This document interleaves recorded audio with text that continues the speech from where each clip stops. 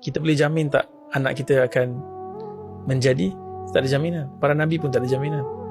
Nabi Nuh pun ada anak dia yang mengingkari dakwah dia. Nabi Yaakob berdepan dengan abang-abang yang khianat adik sendiri. Tak payah Nabi Nuh, Nabi Yaakob, Nabi yang pertama Adam AS, turun-turun anak seorang bunuh anak yang lain. Qabil membunuh Habil. Sebagai mak ayah, kita melakukan yang terbaik. Selebihnya Allah SWT membuat keputusan. Siapa yang dia lindungi, siapa yang dihadapkan dengan ujian-ujian tertentu, itu semua mutlak milik Allah SWT. Kita berserah dan kita bersangka baik dengan Allah SWT. Jangan kita letakkan beban tu melebihi daripada kadar apa yang kita boleh kawal lah. Sebab ramai orang depres.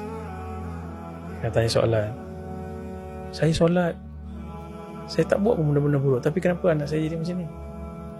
Saya hantar dia pergi sekolah agama, saya buat dah semua.